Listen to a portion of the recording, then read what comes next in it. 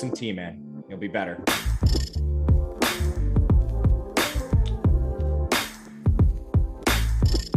Put some whiskey in it.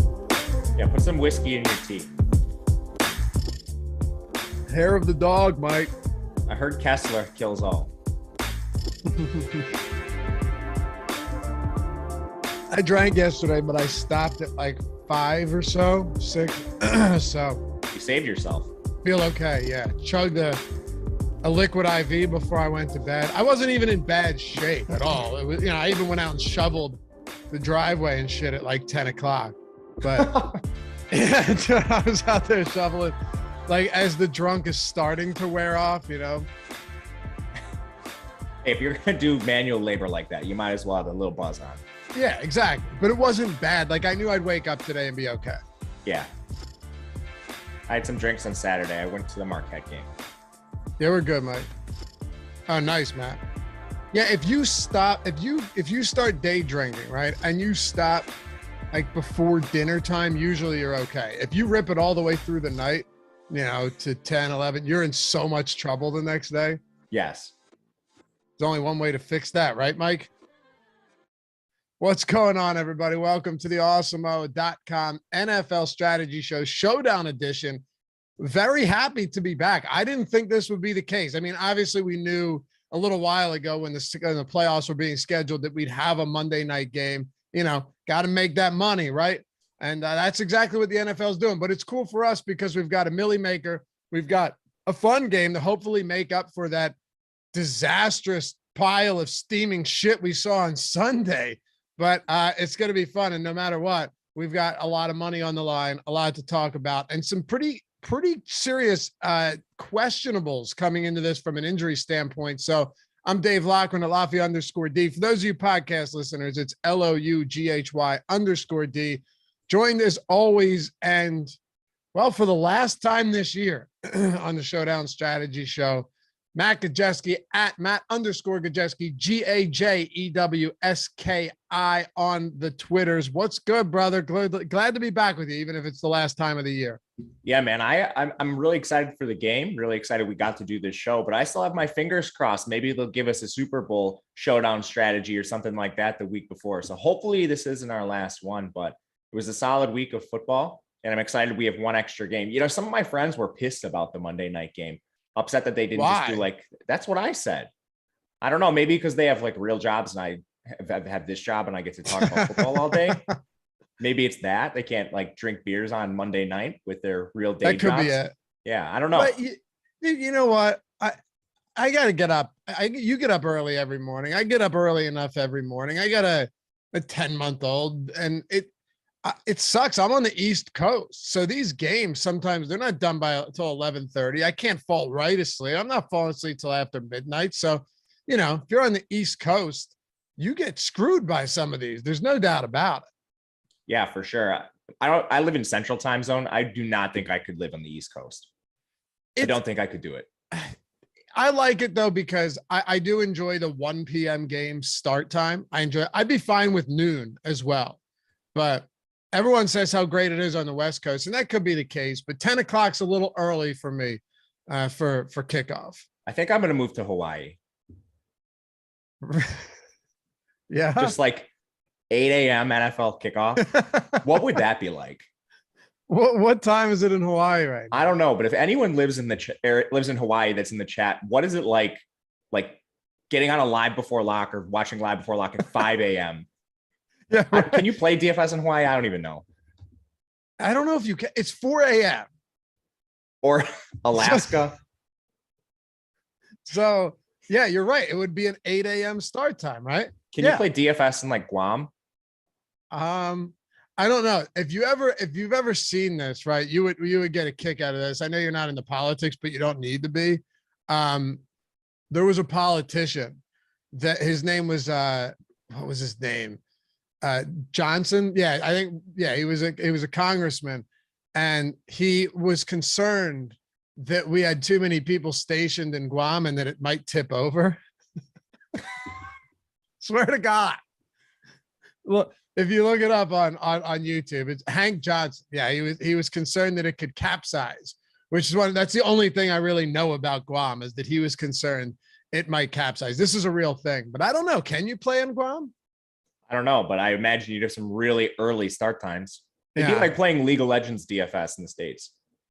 It would. Oh God, man. I remember Alex and Adam were getting up at 4 or 5 a.m. to make Korean Baseball League, or I guess organization lineups during quarantine. And I thought to myself, I'm good on that. I just no interest.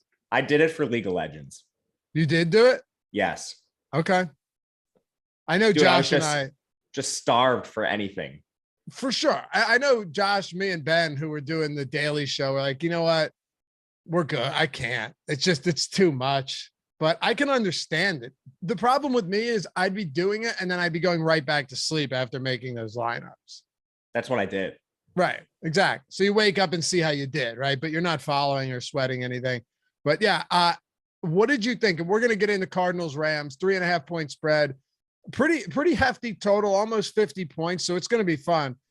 But what did you think of Dak Prescott running it up the gut on a QB sneak on the final play of that game? Did you see McCarthy's comments? Yeah, I thought they were idiotic, honestly. He blamed on the analytics team. Yeah. But he also said it was the right play, and then also blamed it on the refs. Yeah, if that was truly what the analytics team decided was the optimal play, I think you have bad analytics. Yeah. I don't understand how under any circumstance that could have been the play call.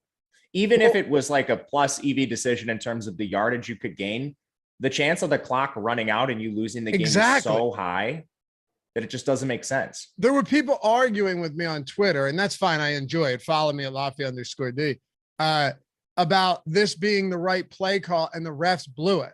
And I'm trying to explain to them that refs blow these all of the time.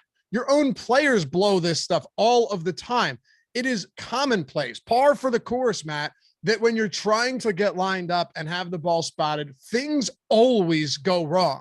So as an analytics team, if you're not accounting for the fact that more times than not, or at least enough to where I could give you a number of them straight off the top of my head from this year alone, when you run up and you have 14 seconds on the clock and try to spot the ball, if you were just anticipating this to be a regular, okay, run up and spot the ball, no problem, let's do this, that's just wrong thinking to begin with. And then they blame it on the ref. The ref has to touch the ball before you can, and then they say, well, he was too far away, he was this and that. You had to hand the ball to the ref. The whole thing made no sense to me. And if you want to blame it on the ref, fine. If you want to say he should have gotten it better, fine. But if you didn't go into this expecting that something could maybe go wrong in a playoff game, that to me is inexcusable. Right. It's just a play call that has a lot of inherent risk in a situation where, you want to take risks, but they want to be calculated. And if you're going to lose the game in a situation like that, I think you need to be much closer to the goal line where you could potentially score on a play. Like they had so many yards to gain with such little time, just didn't make a lot of sense. Nope, it didn't. But here we are. And look, the Eagles, whew, God, they stink. Listen, Ben asked me on the deeper dive, do you think they have a chance? Everyone calls me a homer. I said, no, they have no chance. There's no way they win this game. They haven't faced a good team in a long time. And they faced one yesterday. I don't know, Matt. The whole 7th seed experiment doesn't look great when you look at the Steelers and the Eagles. Yeah, well, I think the right teams didn't get in. Like LA probably should have been in. I think they would have given whoever they would have played last night. I think, and I think they blew it. They certainly did. I'm not saying they should have gotten in, but I think they would have put up more of a fight than Pittsburgh. Right. Yeah. I don't know. I don't know either. I totally agree with you that. The Chargers always play the Chiefs well, but they put themselves in a position to not get in, and then they didn't get in. It's messed up, right? Like there's nobody to blame but themselves. Right. You have to win the games. So I don't know. I think the Eagles game was a complete disaster. And you talk about a team that might have a bad analytics department. I think Philly's prime example of this. I think they make a lot of picks that look really good on paper if you're just running models, but they lack context. Like Arcega-Whiteside was the guy that popped in models as a receiver, but you can't really contextualize playing at Stanford versus like a Metcalf who played along AJ Brown. So I understand why Arcega-Whiteside maybe would have popped over him but it doesn't make sense when you add context. Same And thing with Jalen Rager. Reagor's a disaster. Rager's the same situation. Stud at TCU, a lesser school, compared to like Justin Jefferson, who, I mean, played extremely well at LSU. I don't really think there's a lot of excuse there. But even Andre Dillard, some of the players they drafted at non-skill position players, like Andre Dillard played fantastic in college, but he played in a scheme at Washington State that just gets the ball out so fast in that Mike Leach air raid. When you add some context to it, it doesn't make a lot of sense. So I don't know if it's bad analytics in Philly, but they're a team that's kind of just been stuck in this middling position for years now. And I think you either got to blow it up or you got to make a drastic change. Otherwise, you're just not live for the Super Bowl. No doubt. And I'm with you. Chargers or Colts would have been much better matchups, much better. But the Colts got smoked by the Jags. I mean, that's just inexcusable stuff. So here we are. Anyway, I think we got a good game on tap tonight, Matt. At least I hope so. This should be. I mean, I love these division rival playoff games. This is going to be great. Two good teams, two of them who have stumbled lately, though. I don't think there's any denying that. I mean, Matthew Stafford has looked less than sharp, right? I mean, he has not been his normal self recently. Who knows if it's the myriad injuries or nagging injuries that he's been dealing with. And then you've got the Arizona Cardinals too. And they've lost what? Haven't they lost, I think, 4 of their last 5 or something? 3 of their last 4 they've dropped. So interesting spot. Should be a high scoring game. Let's dive into it. But before we do, hit that thumbs up if you haven't done so yet. We're happy to have all of you guys with us. As always, we love doing this. It's the last one of the year, though. Matt, we'll definitely do some shows, I think, leading up to the Super Bowl. But this is probably our last Showdown strategy show of the year, which is a little bittersweet. But here we are. So thanks for being with us all year. This is the 19th week, and Matt and I have done 2 of these every single week together. So it's been a lot of fun hanging out with you guys. Subscribe to the channel if you haven't done so yet. If you hate it, you realize you've made an awful decision, we'll gladly refund your misery. Just click unsubscribe. And if you want to join the channel, hit join down below. Get the emojis, the super chats, free super chats each month, the badges, and all that other good stuff that comes along with it. Priority access to questions and comments along with our Discord. So let's make it happen, man. LA Rams hosting the Arizona Cardinals. They're 3.5-point favorites, 49.5-point total. I think we got some good props that we can dive into as well. But let's kick it off with Arizona. I actually want to start in the backfield. James Conner didn't practice all week until he got in a limited practice on Saturday. That seems a little bit concerning for someone who came back from a 2-week absence in week 18 and then left at one point with a rib injury and hasn't been practicing. Usually this is like a pain management thing though, Matt. So I don't know what to think of a running back coming into this one in a huge game. Yeah, I saw some reports across the industry from some of the major beat reporters that the expectation is that he'll play. So I'm working under that assumption, but that doesn't mean we shouldn't build in some risk in planned situations that maybe Edmonds does carry all the work. But right now, with everything on the line, tentatively expecting James Conner to be out there. Chase Edmonds luckily practiced in full, so he should be out there almost without a doubt, which gives them some security if Conner can't get going. We know Edmonds is extremely efficient and could be a capable replacement. We'll have this information for the Live Before Lock show, making it more important. But for today's show, I think we can kind of play the hypothetical. We'll talk about this as if James Conner's playing, and then we can talk about it as if he's out. If he's out, I think Edmonds just becomes one of the best plays on the entire slate. If he's going to receive most of the volume in this Arizona offense, which includes a lot of checkdowns in the receiving game because they just don't throw the ball downfield at this point without Hopkins, Edmonds would have a ton of value. But ultimately, if we have Conner out there, I do think it goes back to somewhere around a 50-50 timeshare between Edmonds and Conner, with Conner handling some of the goal line work that we've seen, especially early in the season, the early down work, and Edmonds playing more of that scat back role. Rosso Music says we're acting like we're not doing a Showdown show for the Super Bowl. No, what I'm saying is Matt and I do Monday, Thursday Showdown shows every single week. So yeah. We'll have like 25 Super Bowl shows. Yeah, I think we're probably going to start Super Bowl shows in like late January. Yeah. No, we'll have plenty of that. I'm saying we won't do one we're going to have a ton of betting stuff for the Super Bowl. It's going to be awesome. We're going to have a ton of stuff. And now just with all these books and states opening up, you can do cross sport bets. Like there's going to be, I'm telling you, there's a lot of fun stuff coming down the pike, but no. Thursday, Monday, Matt and I, every single week is what we've done. That's what I was referring to. Anyway, the last time that we had Connor and Edmonds on the field together at the same time was what, week 15? Yeah, it's week 15. I do wonder, like, and not only that, Matt, but weeks 9 through 14 was just James Conner. And then week 16 and 17 was just Chase Edmonds. And then last week before the injury was just James Conner. So it's not just at week 15 and 16 I'm sorry, only 1 week have they played. It was just week 15.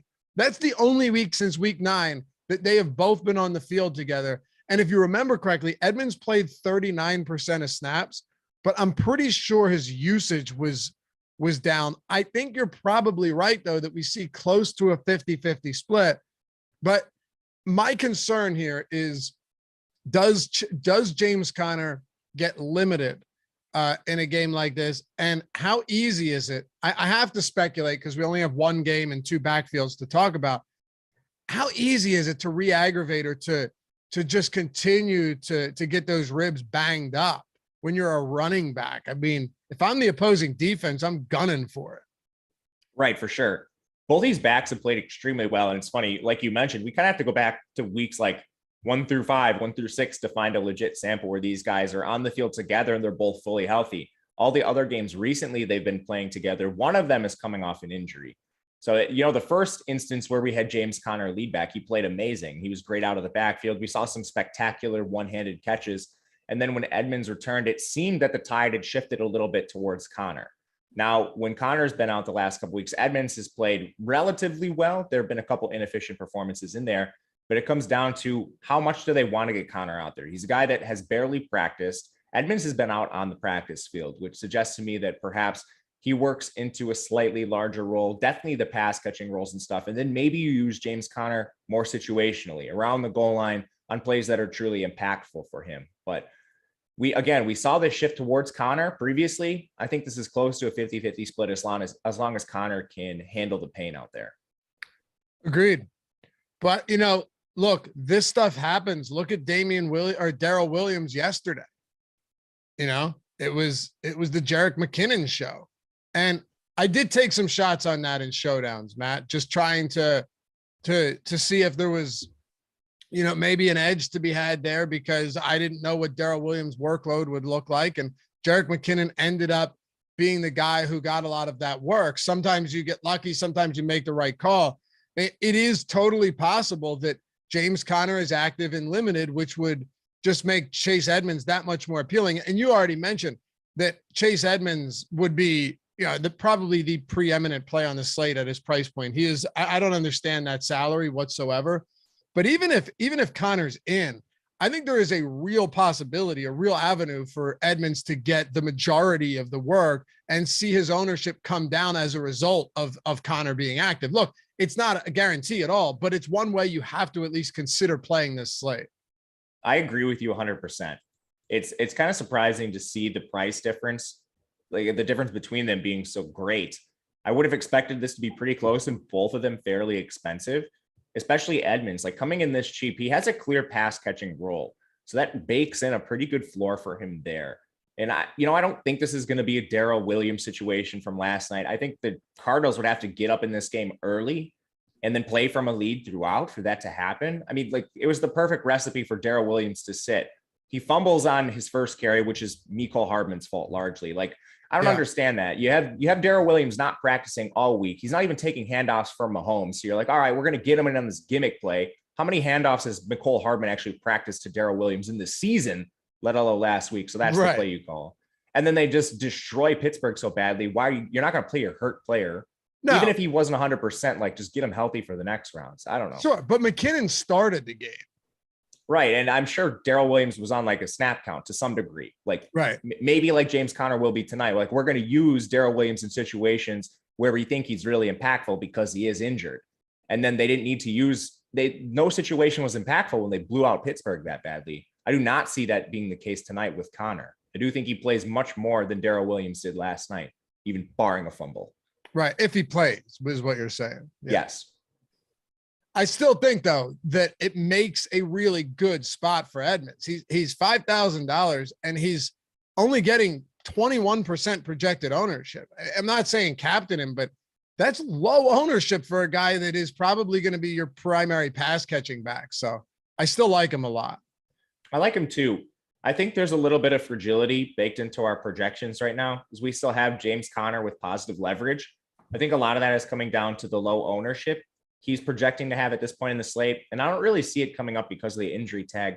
But Edmonds is also positively leveraged, albeit slightly. But there's a chance that Edmonds takes on a larger workload than we're baking into his projection. It's just a little fragile right now, not completely knowing what James Conner workload is going to be. So I think these are two players that I'm going to be trying to get a lot of tonight, particularly Edmonds because of the price. All right. So I know you've got a couple things on Odd Shopper for the passing game for Arizona. Speaking of fragility, it's been a weird spot. I mean, Ertz has a team leading 23% target share since Murray returned in week 13. But you've got Christian Kirk, you've got AJ Green, right? You've got Rondelle Moore, who's questionable for this game. And then obviously no DeAndre Hopkins, who remains on the IR.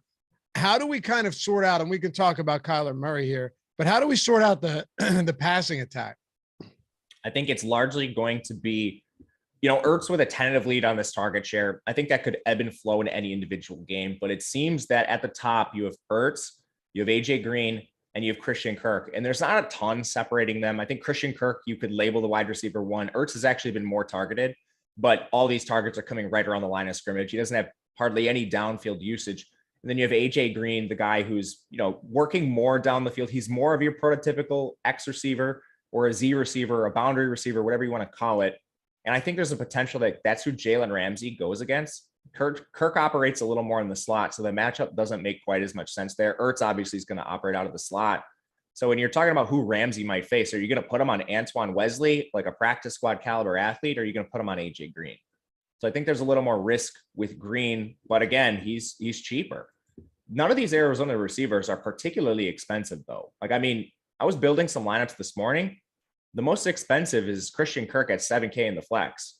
There's absolutely no issues playing him, no restrictions playing him really. And all these guys you can fit in easily. AJ Green at 5.8K. Kyler Murray stacks are really cheap, and I have a lot of interest in these in tournaments. So do I. You have interest in the betting world too when it comes to these guys, right? Like how much interest do you have in some of these over props? Yeah, so this is one I want to talk about both sides of it. So we didn't hit on Rondelle Moore yet, and he might not even play, but let's work this under the assumption that he'll be out there. You can find projections for him around 15.5 yards. And our projections like him towards the over. I actually disagree with that a little bit and want to look more towards players like Kirk and AJ Green. And my favorite is Kirk here because I think there's the potential Ramsey might play more against Green. So you have Kirk on our projections, 61.9 yards. You can find his props at 50.5. LA's the favorite in this game, so negative game script suggests they should be throwing a little more. Kirk avoids the most difficult matchups in this Rams secondary, playing out of the slot. And then based on our projections, outside of Rondale, in my opinion, everybody in this receiving core has some value because of the overall low projection in the high passing game environment we'll see for Arizona. So Kirk, I think, is my favorite. I could see Green. We have him as a pretty decent value with a 59% win rate too. Just a little worried about the matchup. Rondelle Moore is the curious one. We do have him projected towards the over, but I have a lot of pause there. I'm just not sure what his role in the offense is if he's healthy. Like, who does he play over? He doesn't play over Antoine Wesley. Wesley is like your prototypical X receiver taking the direct position that DeAndre Hopkins played. Green's going to be the Z, Kirk out of the slot. And they use Ertz as a slot receiver. So I don't see where Rondelle Moore has a role in this offense. And we've seen that even when he's healthy. He comes on the field for a couple gadget plays and then he's off and he doesn't have a clear role whatsoever. So as far as the projections go, I'm going to follow them with Christian Kirk towards the over on his receiving yards. I like where your thinking's at here. I think one of the things that makes it tough for our projections is when you're looking at like targets per route run on Moore, it's nice. The problem is, as you're pointing out, how often is he going to be on the field? And the guy needs to create yards after the catch. He's just not going to get there otherwise. But when you look at Green has been, last week was a disappointing game, and I had some of him. I thought it would be a pretty decent spot. He was targeted 9 times. He was unable to come down with a couple deep balls as well.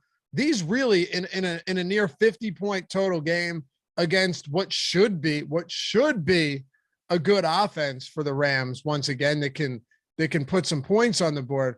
This should be a game where Kyler Murray is forced to throw the football. And those seem, I mean, what you at this rate, I'm just looking at our projections. We've got Kirk at 61.9 projected receiving yards.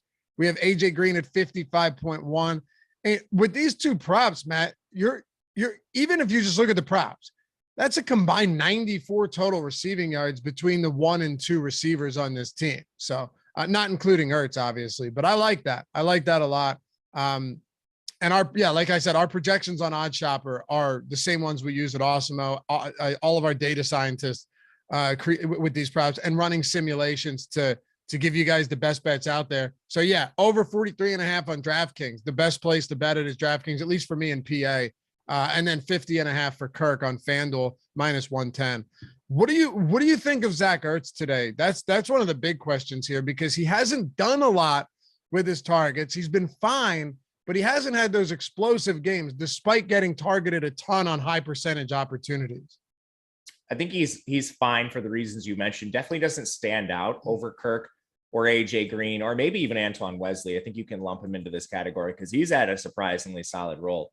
But it comes down to targets, and he gets so many of them that I think he should be in consideration just based on the raw volume. A guy like Ertz, even if he doesn't catch a long ball or score a touchdown, because of the raw target volume, he can kind of backdoor his way into some really productive games. And again, none of these Arizona receivers stand out in terms of price, ownership, or their roles. It's pretty smooth across the board. So I think Ertz is a guy you want to mix in. I cross-reference this with our top plays tool, our Showdown top plays tool. And Ertz is actually the highest in terms of positive leverage right now, which was a little surprising to me, but I think it comes down to he's a little cheaper than Kirk. He has a slightly better role than AJ Green. So it's kind of that perfect situation where you combine the two, and Ertz ends up with the best positive leverage score. But again, looking at the props on Odd Shopper, looking at our top plays tool, most of these pass catchers are positively leveraged. And there seems to be some value on the Arizona side. Agreed. With Murray, what's his captain spot ownership right now? It's got to be okay. So top play percentage is 18%. That's second highest on the slate. Captain optimal 5.6. So that okay. Captain ownership 5.7% for Kyler Murray. That's interesting. Stafford, Sonny Michel, and obviously Cooper Kupp are all significantly higher. That seems interesting. One of the weirdest things on the Kyler Murray projection is he seems to be significantly over-owned in the utility and under-owned in the cap. Right. And I think that suggests to me, just because we have some really good alternatives like Cooper Kupp, Matthew Stafford, and we'll get into that side of the game. But if Kyler Murray really breaks this slate, I think he needs to do something with his legs. And in that case, he's not throwing the ball quite as much to his receivers. And we know the target distribution is already really spread out. So what does the Kyler Murray ceiling game look like where one of the receivers outscores him? I think that is a less likely outcome than maybe on the LA side, which could potentially explain why the captain ownership is a little low, but the utility ownership is a little high. Maybe it's just the alternatives, but I don't know. That's really curious. I don't think I've seen that all year. Can you remember a time where you saw like a significantly under-owned captain, but over-owned utility? Not at quarterback. No, me either. Not like a quarterback. We have his optimal utility ownership at 3.1%. Maybe it's just a little off and we have to fix it. I mean, it's definitely possible, right? Yeah. I think there could be explanations though, too. Like maybe it's no, just Matt, you got to refresh it. We updated like 20 some minutes ago, but it's still optimal utility is 51% now. 51%.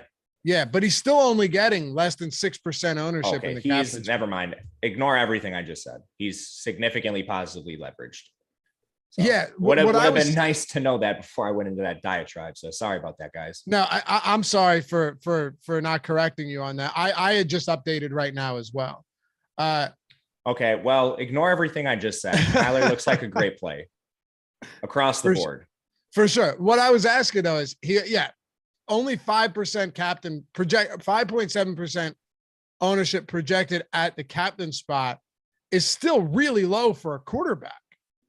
Yeah, it is. And now it looks like he's slightly over-owned in the captain, barely, and then really under-owned in the utility. So literally everything I said, it's the opposite. Good stuff. All right. Anything glad else? We got that update 5 minutes into the show. Anything Thanks, else guys. you want to touch on? Not right now. I need to gather myself. I should point out too that we still have until today is the last day to get the Awesemo NFL Express Pass for a single $1. Usually we do like free NFL tools on days like this, showdown days.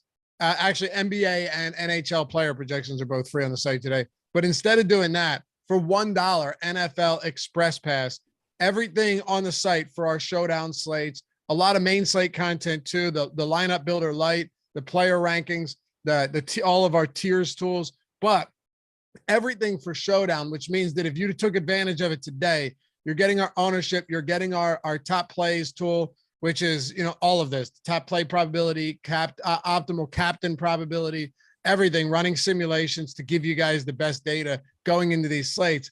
That would mean you'd have, if you did it today, you'd have tonight's showdown slate. You'd have what, Matt? We should have 2 games on Saturday and 2 games on Sunday as well, right? Yeah, those playoff showdowns, even when we had multiple games, were still really large. Yeah. I was pleasantly surprised how large the payouts were for some of those contests, especially the primetime night games. Really good money up top in some of those tournaments. Yeah, no doubt. And again, you have main slate stuff too, but essentially for every showdown slate, that means you'd be paying 20 cents per slate to get the best tools out there for showdowns and building lineups. I mean, can't beat it. I'd take advantage of it. And I told you guys to wait until we got closer to these games so you could get as many games as possible and not miss out on that.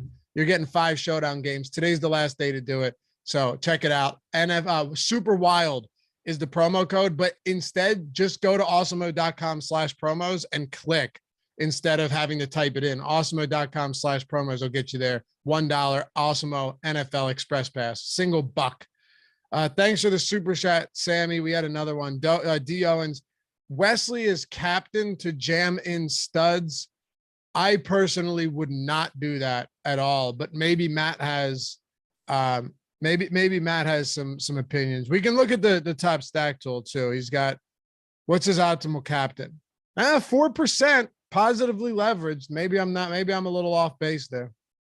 I think you can do it. It's a large field tournament play for me because I think he's pretty clearly the 4th option in the pass catching room there, but still the target shares aren't too different. Like they're spread pretty clearly across the board. So I think Wesley in large field tournaments could make sense, but he's not going to be in like low risk contests, small field stuff for me. For sure.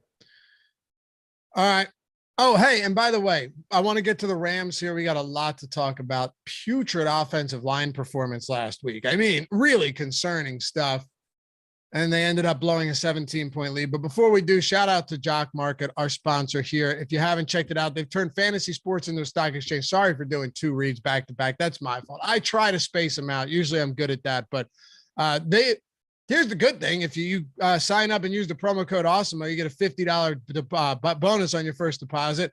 And they have a first market guarantee where they'll refund any losses in your first NFL or NBA market up to $100. Oh, and we have free Jock Market IPO projections to help you beat the market, meaning over at Jock Market, you're buying, selling, holding shares of players, and they have an IPO period where you can pick up shares of your favorite players before any of these games go live, whether it's NFL, NHL, NBA, PGA, all of that stuff. You download the app, Jock Market, JOCKMKT, can make money down to the minute, down to the second, really, just by buying and selling or holding shares of players in real time for real money. So check it out. Use the promo code Awesemo, get a $50 deposit bonus when you sign up and deposit, and take advantage of the first market guarantee. $100 back if you don't profit, up to $100 back if you don't profit in your first NFL or NBA market. And lastly, use our free Jock Market IPO projections at Awesemo to help you beat the market. Jock Market, sponsor of the Strategy Show. All right, Matt. LA Rams. You've got Cooper Kupp. His top play probability using our top plays tool. That's why I was talking about that promo. 46%, Matt. Despite all of these good players on this slate, 46% top play probability, 14% optimal captain probability. He's just been the most automatic player in the league all season long. Yeah, he plays in a pass-first offense with a non-mobile quarterback. So the chance that PPR and touchdown value with the point per reception value and the 6-point touchdowns counting more than what Stafford gets through the air, that's huge, especially with a guy that has such a condensed target share. Like, he's well ahead of Odell Beckham. He's well ahead of Van Jefferson, Tyler Higbee, and he's just been so consistent all year long. That consistency, even at his elevated price, he's still wildly underowned in both the captain and the utility spot. And this isn't a place to get super cute. I think this is a place where you just lock in Cooper Kupp and you get different elsewhere. Yeah, I think it is too. I mean, when it comes to Kupp on a slate like this, in an obvious must-win game, right, in the postseason, I don't see any reason why you go away from him. The problem with a team like this is when you try to go, there's other teams that are just dominant enough to where they can. You and I talked about it before the show. Like Mahomes, if he needs to, can go to Kelsey. Hell, he can go to Pringle, who is, props to you on that, Matt. You were on Pringle before the season began. That was, I think, one of your more glorious moments when we were doing best ball drafts. Demarcus Robinson, though, actually showed up yesterday. They just spread it around. They had 5 guys with 5+ receptions. They had 6 with 4+. It was pretty ridiculous. But I don't really think Stafford, I don't know if they're equipped to do that. I get it. Odell Beckham's pretty solid, but he's not, I don't think he's the guy right now. And Van Jefferson, if he plays, he has completely just disappeared into oblivion lately. I don't think you can afford, and Higbee, of course, but I don't think you can afford to just be like, you know what? They're going to try and stop Kupp, so we'll go elsewhere. I don't know if teams can stop Kupp at this point.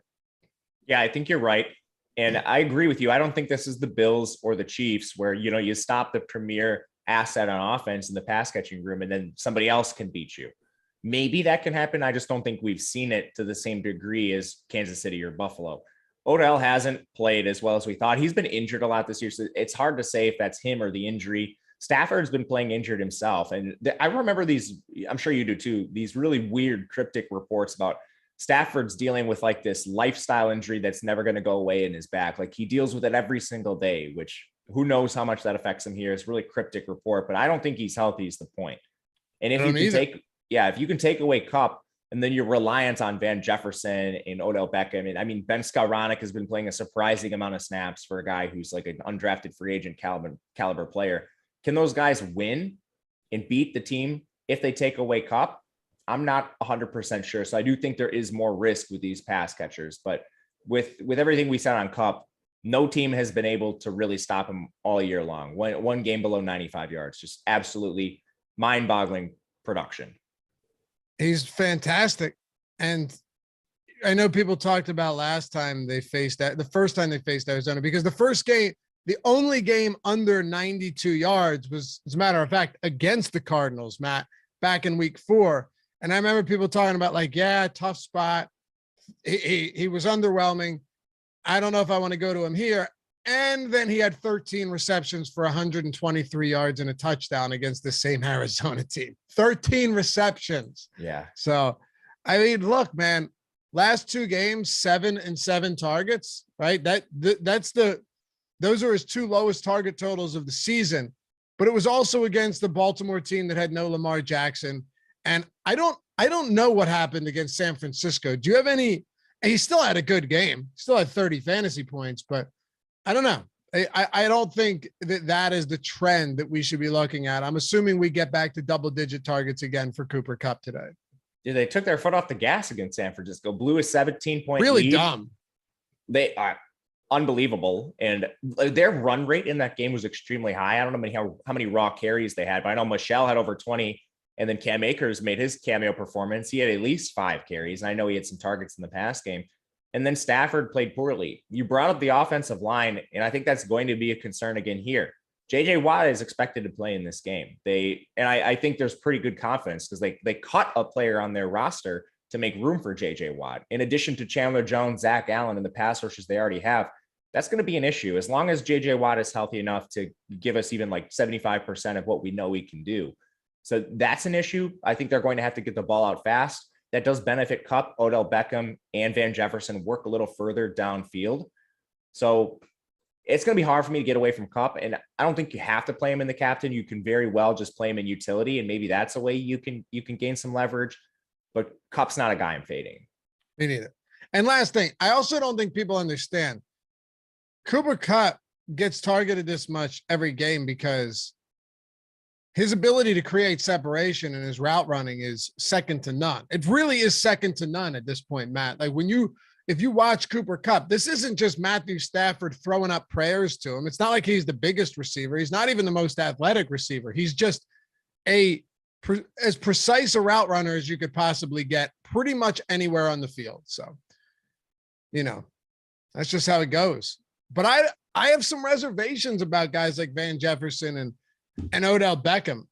It's a showdown slate, so we're going to have to get there. And Odell Beckham, if there's one real silver lining here, it's that the guy's scored 5 touchdowns since he's come to the Rams. He hasn't really had any of those ceiling games though. And I don't know for as long as Cooper Kupp is on this offense, I don't know if you're going to get those Odell Beckham ceiling games unless he scores twice.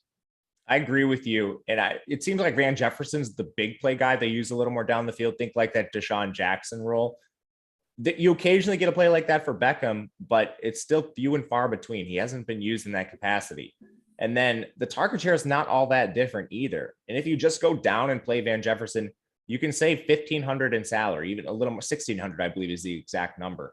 So that's something I'll probably look at doing a lot in these lineups with Cooper Kupp, Stafford. And if you're trying to play Kyler, you have to make a concession somewhere. And for me, I think Odell Beckham could be that player if you can get a similar role from even a Tyler Higbee, like a Tyler Higbee or Van Jefferson, make a lot of sense to me. I'm with you. All right. So what about somebody in Higbee? If you look at snap counts, we're back to seeing Tyler Higbee getting all of the snaps, Matt. Now, that isn't to say that Higbee is going to be a target monster each week, but I honestly do think if you're looking at Higbee and Van Jefferson, we should be factoring in a lot here, including ownership and all of that. They're pretty. Turn my video off on accident. Just had a wild sneeze there. All right, we're back. We're back. I'm quick on that mute though. I'll tell you what, like my hands started shaking just to get it over there. So with Odell Beckham, with Van Jefferson, and then Higbee, who we haven't touched on yet, I feel like he's one of the more interesting plays here, not because he's a high ADOT player, but his target counts have really seen a nice increase recently. He's coming off a 2 touchdown game. He's a big body to be used in the red zone. And now you're getting Higbee at say 90. If Higbee might play 100% of snaps today, I really think that Higbee could come out, play 100% of snaps as we saw him do in 4 of his first 7 games of the season. Now he's played 97 and 94% of snaps over his last 2. He's on the field all of the time, and you're not paying a premium for him. So I actually like Higbee a lot today. Yeah, I think you're 100% right with Higbee. He's had a solid role in the red zone as well. And if we think there's going to be a lot of pressure on Stafford today, which I think is very much in the realm of possibility, who are the receivers that work underneath? Outside of Kupp, I think Higbee might be the next closest option, like the safest option, the safety blanket for the offense. And that has a lot of value in terms of just raw PPR points, especially for a guy with a middling price. That could be enough to outscore Van Jefferson, who gets used a lot more downfield, and those are going to be volatile targets. I mean, they have plenty of upside, but volatile nonetheless. I think with Van Jefferson, you're far more likely to get a 2-point score than with Higbee. So Higbee, I think, is safer, and he's somebody that I'm going to look at a lot more in the utility spot. I think he needs multiple touchdowns in the captain to outscore a guy like Kupp price adjusted, but still Higbee, I think, is a little safer. Hey, where are you at? Actually, let me ask you this. Skoranek, are there any other pass catchers worth touching on here? Skoranek is worth touching on because the value is pretty scarce today. You basically have Antoine Wesley, and then you have Skoranek. And there's a lot of constructions where you play 2 value pieces because Kupp is so expensive. Murray's expensive. Stafford's expensive. So when I ran optimals this morning for DraftKings specifically, I got a lot of lineups that had both Skoranek and Wesley. And that makes some sense. Skowronek's role really surprised me in their most recent game. And I mean, we're talking about a game with everything on the line. I believe Skowronek played 17 snaps in a game against San Francisco that they ultimately ended up losing. But we know that was a highly competitive game. And going in, it looked like both teams needed to win. Ultimately, that didn't end up being the case. The Rams still get in, but that was a game they could have improved their playoff position. Skowronek playing that much, as surprising as it is, it makes him a decent play tonight just based on his price. I think so too, especially if you have expensive players in Kupp and Stafford and Murray. With Ben Skowronek, you are getting a value option that, I mean, look, let's not fool ourselves, Matt. It's ugly. You're hoping that, he's got like 2 for 40 and maybe a touchdown, right? Like that's what you're hoping for. But on a showdown slate, you've got to find value somewhere. Now, at the running back position, this is where it gets strange. And I have a couple props here that I like a lot, and I'll jump into them in a second. But when you look at this backfield, Cam Akers made his debut. Congratulations to him, by the way, coming back from an Achilles tear in like 5.5 months, which is absurd. He played 13 snaps and he touched the ball on 8 of them. So my guess is you see something similar again today, where his snap count overall is limited, but when he's on the field, he'll get some opportunities. He had 5 carries for -3 yards. Pretty bad, but Sonny Michel had 21 for like 40 yards. Sonny Michel averaged 2 yards per attempt as well. But Akers was targeted 3 times. Now, let's just break this down a little bit. Sonny Michel also saw 3 targets, only 1 reception, but 27 routes run. So he still ran a lot more routes, more than 3 times as many routes as Akers, because he was on the field for a ton of snaps, 80% of snaps, down from 98% the week before. Akers did get worked in. But I still have a tough time seeing this play out where Akers plays a lot of snaps tonight, Matt. If you think I'm wrong here, please tell me so I can make some adjustments or at least reevaluate. I don't think you're wrong. I think you're actually right. And I think you're seeing the line move towards your position right now. This is one I've seen a lot of money coming in on Akers unders. So if you have the opportunity to bet this, I think now is when you will find the best line. The situation with Akers is a little complex. They obviously brought him back because they view him playing some sort of role in this offense. But again, last week was a hyper competitive game, a game that they needed to win for a lot of reasons. And they ultimately still use Sonny Michel as a near bell cow back. Sonny Michel had, I believe it's 25 touches in that game. He had 21 carries, and I think 4 targets, 3 receptions. Could be wrong on the exact numbers there. That's still a ton of work in the run game. And when Akers is on the field, he is being designed plays. At this point, I'm not even sure that that's a positive for the offense. It's kind of a tip to the defense. I thought the same thing. Yeah, when Akers comes in, and maybe that's why his efficiency was so bad. I don't know. But again, Sonny is the guy they used in a lot of those crunch time situations. It wasn't Akers. He was in more of the gimmicky role. And again, he's only had 1 extra week to recover. How much change could there possibly be? In a playoff game, no less. And Sonny Michel's played quite well. I got to tell you, you alluded to this, Matt, but I do like the Sonny Michel under on rushing yards a lot right now. And I tell you, you can't even get it on a decent amount of books. Like the best thing about Odd Shopper is I don't have to look around to see where this prop is at. It'll just tell me. I said, okay, where's Sonny Michel? Let me search Sonny Michel, get this fella to pop up for me and see where it's at. I just refreshed. So I want to see where we stand here on Sonny Michel. Mike, okay, Mike already pulled it up. Good stuff, Mike. Mike lost his voice today. There's nothing there. I mean, it's completely gone. Completely gone. Was up partying with strippers and coke till like 5 a.m., Matt. Unprofessional. Get him when he can't defend himself. Yeah, that's so true. If you have something to say about Mike, you say it now. I'm clearly joking. It was 4 a.m. But with Sonny Michel, you've got Akers. My fault. I was thinking about Mike's escapades from yesterday. With Cam Akers, you got him at, okay, Sugar House, 33.5 rushing yards. I mean, that just seems like a high number because FanDuel's got it at 29. PointsBet has it at 30. Under 33.5, Matt. And of course, I'm looking at Pennsylvania, or you could look at Jersey here. Under 33.5 for a guy that had 5 carries last week. And it was an important game. It was a very important game still. 5 carries, first week back, 5.5 months removed from from an Achilles, rupturing his Achilles. And Sony Michel's played well. And on top of all of that, their offensive line, their run blocking has not looked good. It just feels like a spot that I don't want to get away from. We have it at a 76% expected win rate, 39% XROI. If I lose that, I'll take the L and I'll be okay with it, man. I think that's a bad line. I'm with you too. And I think the signal here is that all these other books are moving it towards the under. So if you can capitalize on the trailing line, the one that's lagging behind a little bit, there's still a lot of value to be had. And I don't see this going up. If anything, it's just going to continue going down the rest of the day. Sammy Telesco, strippers and coke, my kind of party. Oh man, Buffalo War Pigs, huh?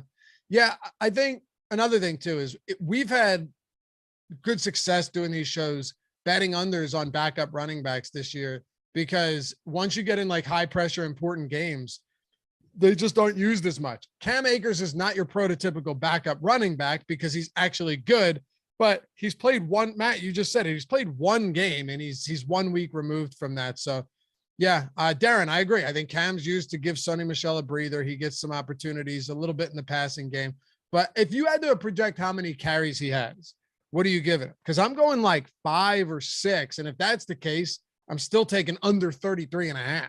My number was 6. 6. Okay. Yeah. I like the over on Sony Michel as well. I know this offensive line struggled to run block. His production was terrible last game from an efficiency standpoint, but 55.5 yards still seems low for a guy that is likely to get another 18 to 20 plus carries. They have been running the ball a little bit more lately. They're still 3.5 point home favorites. So I like the over on Sony Michel, under on Cam Akers. What do you think of this backfield, man? I think for DFS purposes, it still does have some value, and it comes from the receiving game.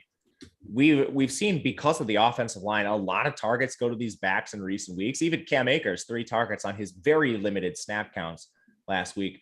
Michel, he's priced in a tier below the studs. So he's not a guy you necessarily have to forego in your lineups. You could still play lineups that have, like Kupp, Stafford, and get Michel in there pretty easy, or put Kyler in one of those lineups too, if you'd like to. But you don't have to make significant concessions with him at 7.8K. You could play him over like an Odell Beckham. You could play him over like a Arizona receiver, Christian Kirk, or Zack Ertz, whoever it may be.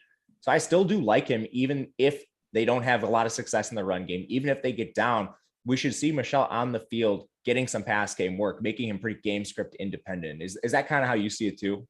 Yeah, 100%. I think you're spot on with that. I mean, how many touches do you think in a neutral game script or maybe slightly positive game script does Sony Michel see? I think his range is 15 to 20. And if they're really winning, more than that. Okay. Yeah, I think so. Is there any reason or justification to play lineups that have Cam Akers in them?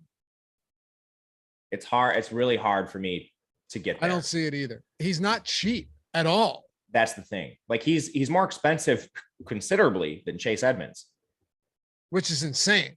Somebody Agreed. Said definitely Akers at captain. You have to consider that first of all, he has a real negative leverage score, 0.3% optimal captain probability. If Akers was priced like his workload and his snap count, then I think we could have an entirely different conversation. I'll take some shots. Maybe he gets a goal line carry, but at this point, what are you going to need to get him there? He's a legitimate mid-priced player that's getting low-priced opportunities. That's 100% it. It's just you're foregoing so many players that are going to see more work than him. So many. You need to run so hot. Like we talk about captaining running backs too a lot of times. Like even a running back that has all of the work, like he still needs things to go in his favor. You need significant positive game script. You need to have the quarterback and receivers not have a large part of that positive game script. With running back captains, there's already a lot that can go wrong. Now you're dealing with a guy that doesn't have a full workload. And I mean, they're a pass first team. Like any of these receivers could outscore him price adjusted too. You certainly wouldn't be surprised if Odell outscores him, Higbee, Van Jefferson for cheaper prices. there's just so much risk with Akers, especially considering him in the captain. Not to mention he's kind of supposed to be the running back of the future, you know. They did spend a lot of draft capital on him. Early second, right? Yeah. Anything else you want to hit on for the Rams before we build a lineup? I think we hit on all the major skill position players. These teams are interesting. They don't use a lot of these like rotational depth guys. So there's not the like min price wide receiver 3 that gets a couple snaps. I think the best case for that is Skowronek, but we already touched on him. I'm with you. Do we have any? I was just checking to see if we have any value that's getting decent ownership, or even like, what's the cheapest guy that has the highest optimal utility percentage? Skowronek. It is, huh? Yeah. Okay. And well, Wesley too. Wesley's a little more expensive. Oh, okay. Yeah. Oh, isn't he? He's $600 more, but I'm saying his optimal utility probability is still like 10% higher than Skowronek. Oh, I see what you're saying. I thought you just meant like cheapest. I phrased it. I phrased it. I got what weird. you're saying. Yeah, I should have. It was weird, but yeah, Wesley's up there. My point is that there's just not a lot. For sure. That's why I think you get some lineups where both of them pop. As far as the overall slate, it's really interesting because you have the very expensive elite options that we obviously want to jam, but we don't necessarily have the consistent value to do it. There's no Juju Smith-Schuster on this slate.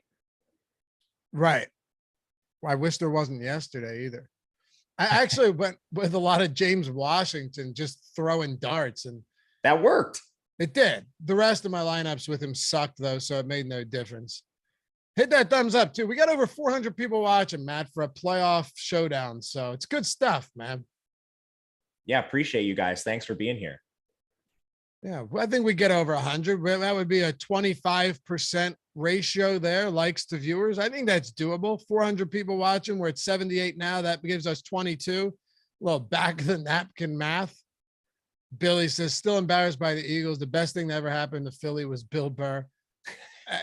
I'm assuming you're talking about that set where, yeah, if you're talking about that set with funny thing too, Billy, is he goes back and he made merch when he went back to Philly, like talking about that, and none of them remembered any of it. Like they just completely forgot. They're like, oh, okay, just go on stage. And he said it was check that out though. Check that out if you have it online. We're getting to 100 likes. Appreciate you guys. Love you too, Alexander. All right, Matt, want to build a lineup here? Let's do it. Last question, kickers, defenses, any final thoughts there?